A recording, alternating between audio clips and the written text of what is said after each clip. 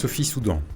Ce nom ne vous dit peut-être rien, mais pour beaucoup d'étudiants de l'IEX, il est encore synonyme de l'enthousiasme et de la générosité dans les études, comme dans la vie, de cette étudiante passionnée, décédée trop tôt d'un cancer fulgurant.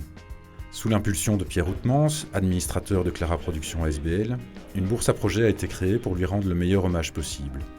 Faire vivre et stimuler les qualités que Sophie cultivait, passion des médias, enthousiasme et courage sans faille. C'est une forme de renaissance en quelque sorte, ou de continuité dans l'esprit.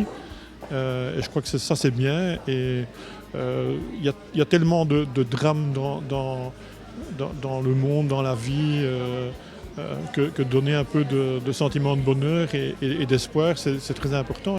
Le jury, composé des patrons de l'IEX, de BTV, de la RTBF, de RTL TVI, de la SBL Clara Productions et de personnalités politiques telles que Charles Michel et Melchior Wathelet, a présélectionné 4 projets audiovisuels. De la Palestine au Maroc, d'Israël à la Finlande, chaque projet se voulait international et ouvert sur d'autres cultures. Et c'est le projet sur les Amérindiens qui remporta les faveurs du jury et la bourse à la clé.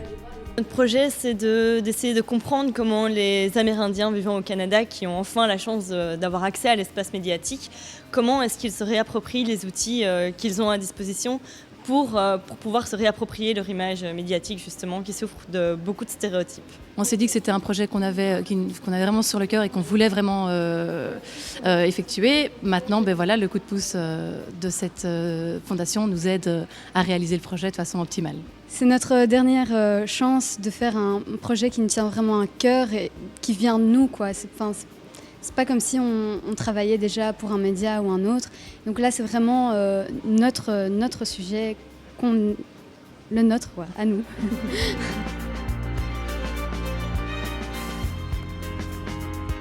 Remis par le papa de Sophie, un chèque de 2 500 € a été remporté par les lauréats, ainsi qu'un stage en alternance chez les grands médias audiovisuels francophones et dans l'atelier de production Clara Productions SBL.